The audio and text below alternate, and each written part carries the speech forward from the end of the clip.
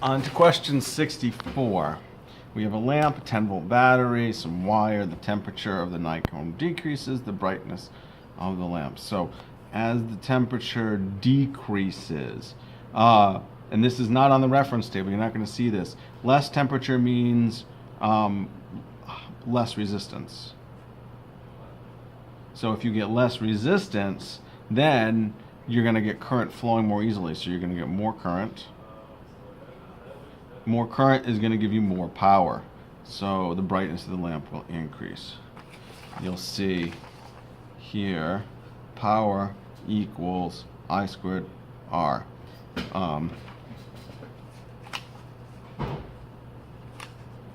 equals VI2. There's so multiple ways, but more current, more power, basically. An incandescent light bulb is supplied with constant potential difference of 120 volts.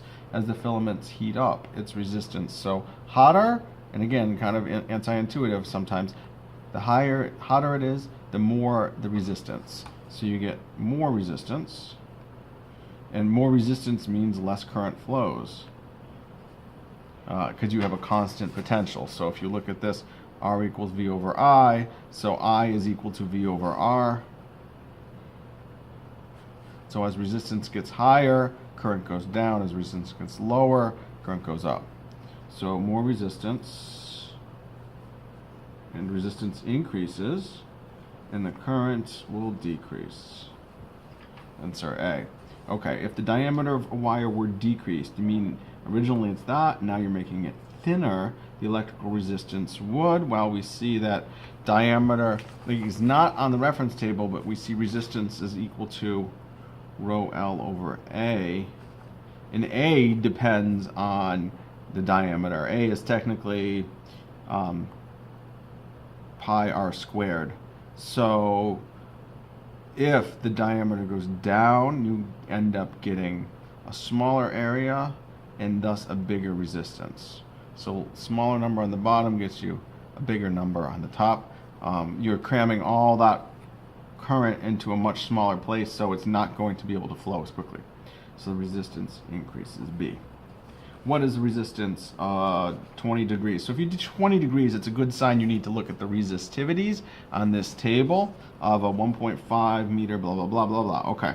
So R equals rho L over A, where rho is the resistivity. So we look here for an aluminum wire, it's 2.82 times 10 to the negative 8. 2.82 E negative 8. That's a 2 there. Sorry, that doesn't look like a 2. L, 1.5 meters is your length. And your area, it gives you the area, you don't have to calculate it, is 1.13 E negative 6. Put this into your calculator. There's lots of ways to do it. If you don't use the E button, make sure you do parentheses in the right places. 2.82 E negative 8 times 1.5 divided by 1.13 E negative 6, 0.374. So 3.7 times 10 to the negative 2. Answer C. Cool. On to number 68. We're at series circuits. In a minute. Oh, okay. Several pieces of copper wire have the same length but different diameters. What represents the relationship between resistance and cross-sectional area? So R equals rho L over A. So that means that R is proportional to 1 over A, because the resistivity is the same for all the wires, are all copper. And apparently they are all the same length, so you can eliminate those. R is proportional to 1 over A. That's an inverse relationship. That would be answer D. We have a 10 meter length of wire with a cross-sectional area and a resistance. And 20 degrees. 20 degrees is a good sign. We need to look at the resistivities. Okay, so this one right here, I have a feeling we're going to find the resistivity because we know the resistance. So resistance, 9.4 E negative 2 ohms, put that ohm symbol, equals rho. We don't know rho, but we know it's 10 meters long. And we know that the area is 3 times 10 to the negative 6. So let's solve for the resistivity. 9.4 E negative 2 times 3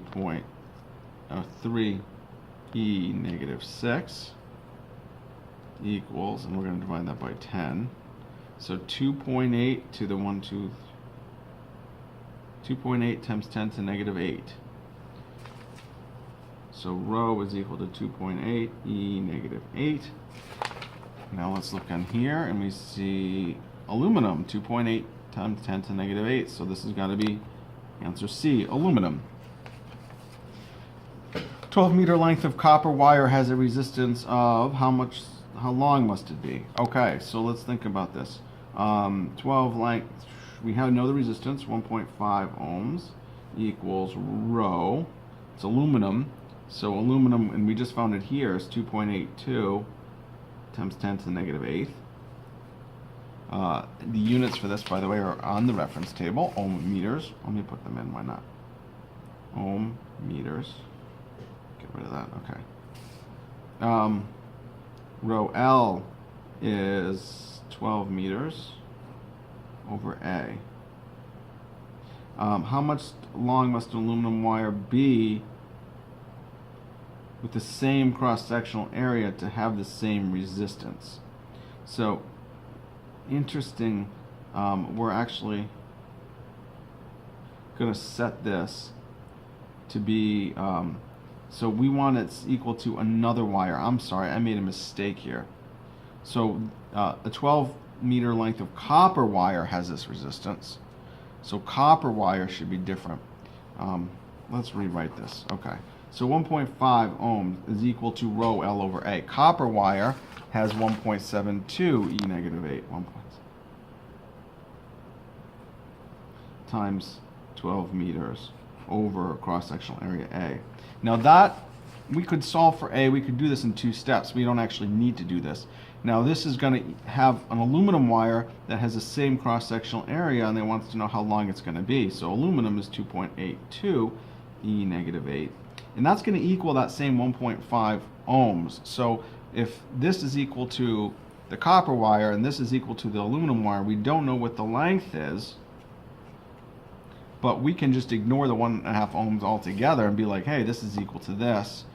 A cancels out, so you just get L times this. 2.82 times 10 to the negative 8 equals that. So L is just going to equal this times this divided by that. So 1.72 E negative 8 times 12 divided by 2.82 E negative 8 gets me 7.3 meters, which is answer A, 7.32 meters. Okay. A wire has length L and cross-sectional area A. The resistance is directly proportional to R is equal to rho L over A. It's ignoring the resistivity, and it's just saying, hey, what's it proportional to? Well, R is proportional to L over A, right? That should be it. So answer A. A 9-volt battery is connected to a resistor. We're now on series circuits. Okay, what is the current in the 5 ohm resistor? So we know the current is the same throughout. To figure out what that current is, let's just find the total resistance. Equivalent resistance is 4 plus 5. That's 9 ohms.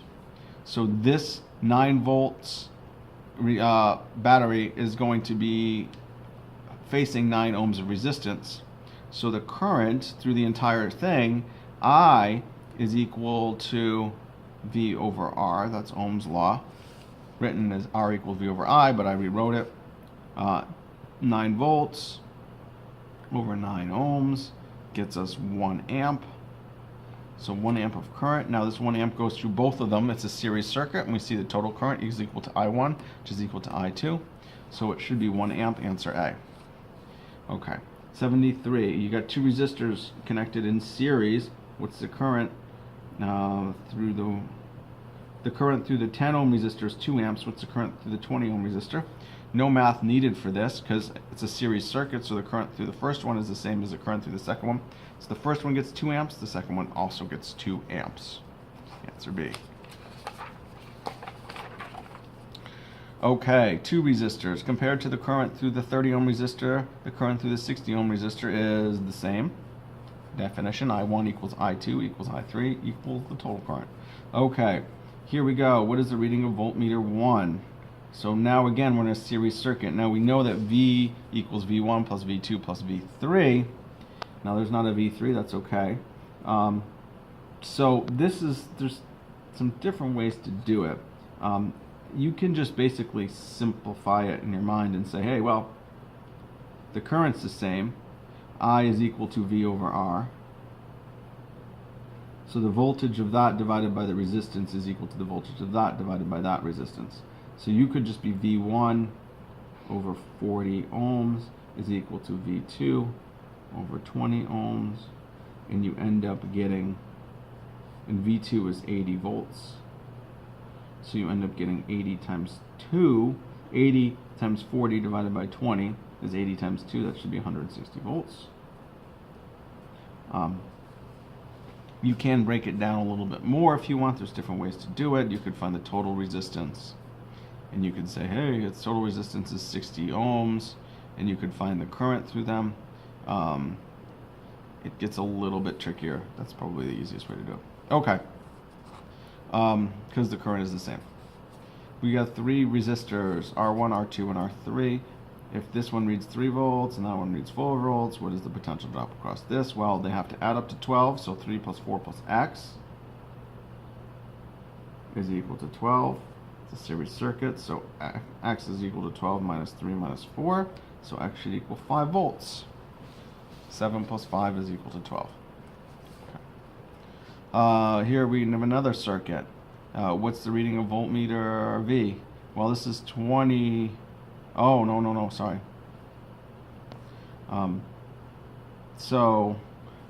This is 10 ohms, that's 20 ohms. Okay. So we know the current's the same. It's V over R. So you could do 20 volts over... Oh, we don't know the voltage. But we know it needs to add up to 60. So there's, again, different ways to do it. Let's do this by finding the total current. I think that's going to be a little bit easier. So we know the total resistance for the entire circuit is 20 plus 10, or 30 ohms. So I is equal to V over R, which is 60 volts total, divided by the total resistance, divided by 30 ohms. 60 volts over 30 ohms equals 2 amps. So that's your total current. I might not be the voltage. I would be surprised if it is 2 volts. It doesn't make sense because it's so small and they have to add up to 60. So 2 amps is your current.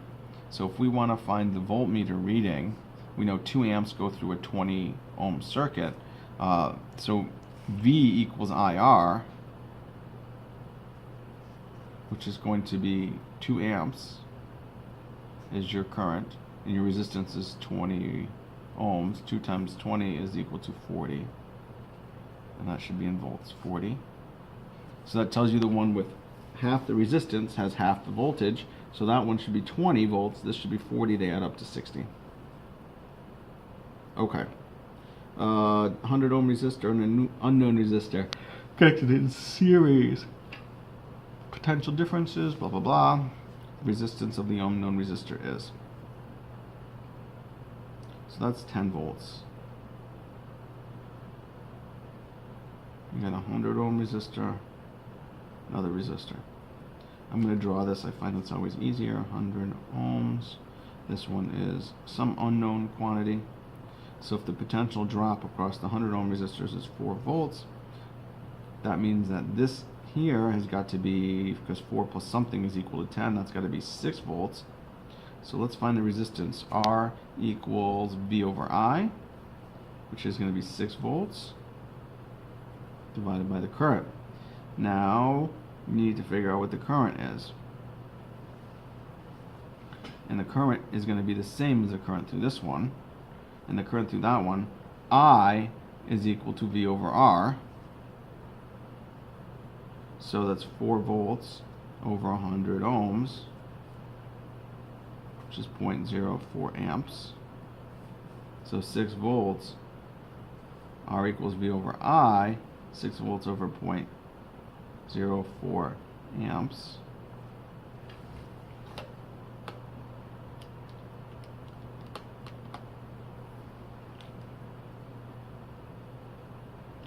did I do wrong? If anything, 100 and I might not do anything wrong.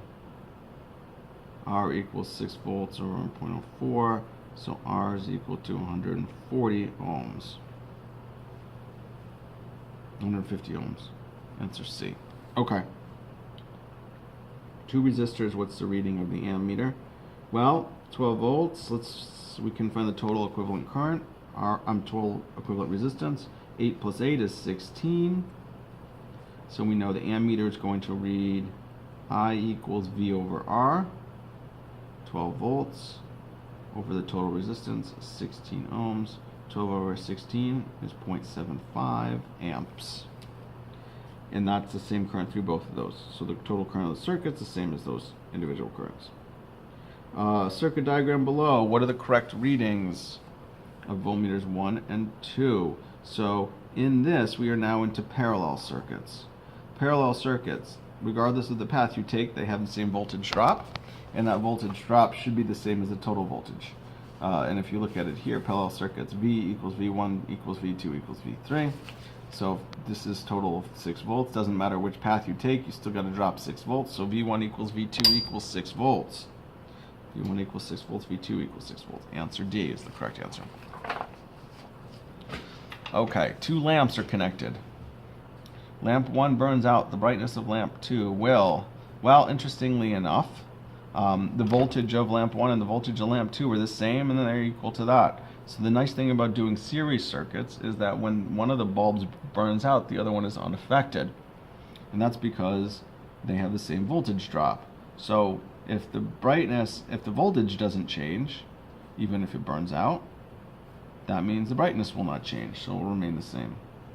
Now the total current through the circuit will drop, but the current through one of these individuals will not drop.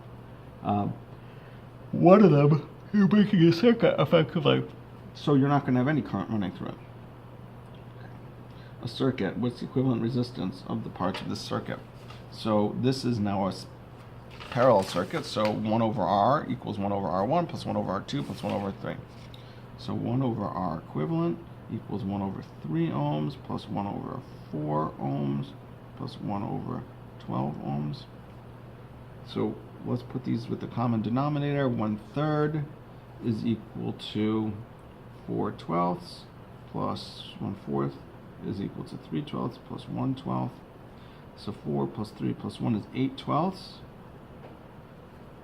8/12 is 0.67, but that is not the right answer because this is equal to 1 over R. So if 1 over R is equal to 8/12, R equivalent is equal to the inverse of that, 12/8. 12/8 should be 1.5. Answer B.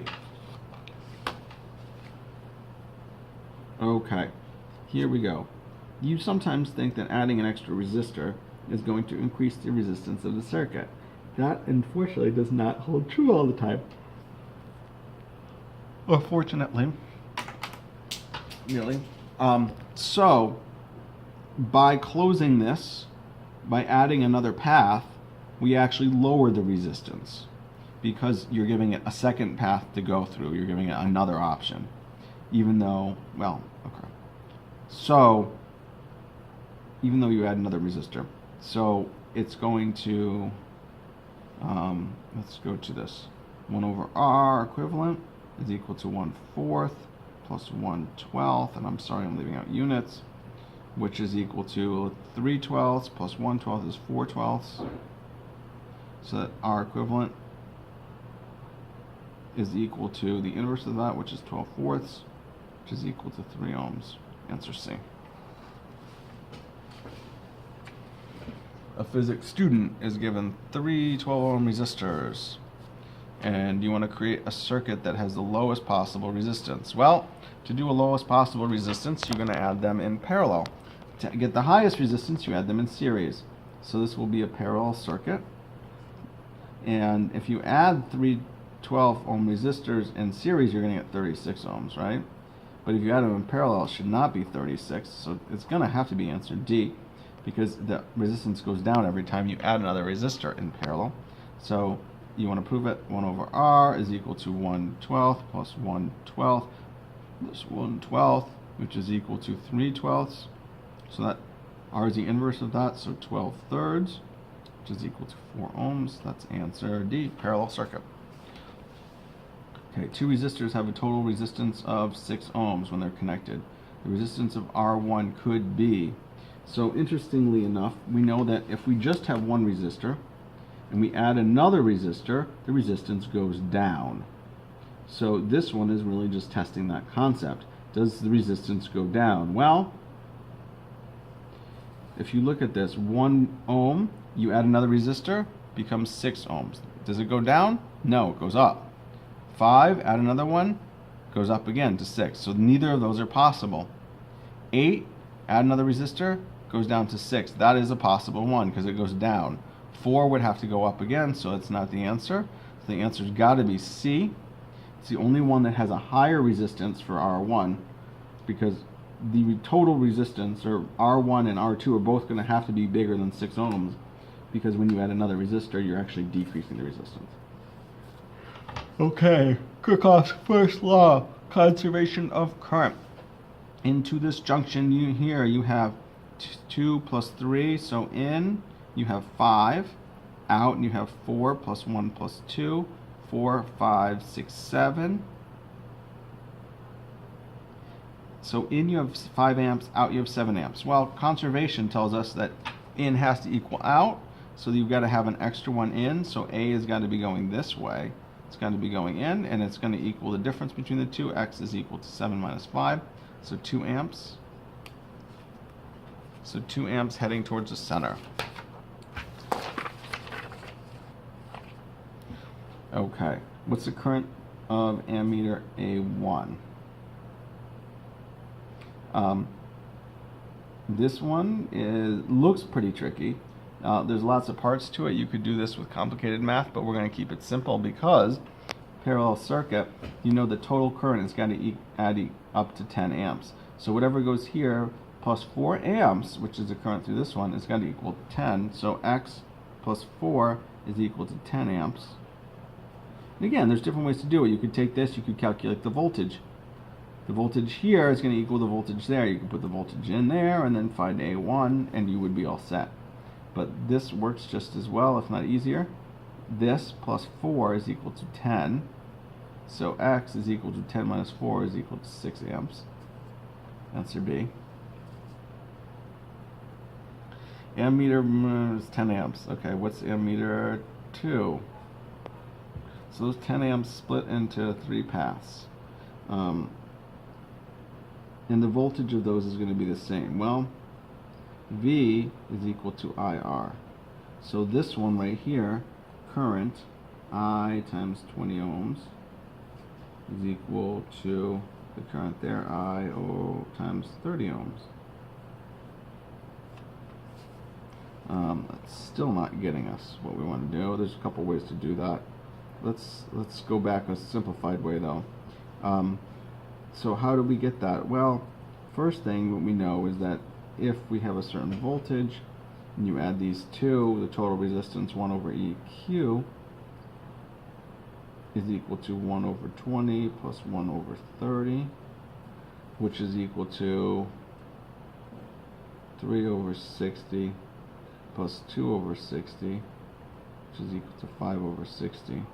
So if 1 over R is equal to 5 over 60, R equivalent is equal to 60 over 5, just 12 ohms. Yeah, make sure I have the units right. 12 ohms. So that tells you that the voltage of the entire circuit, V equals IR, I is going to be 10 amps, given right there, and the resistance is 12 ohms, so that's 120 volts, which makes sense. So this one right there, which has 120 volts, which has 20 ohms of resistance, the voltage, the current right there, V equals IR, so I equals V over R, 120 volts over 20 ohms is equal to 6 amps.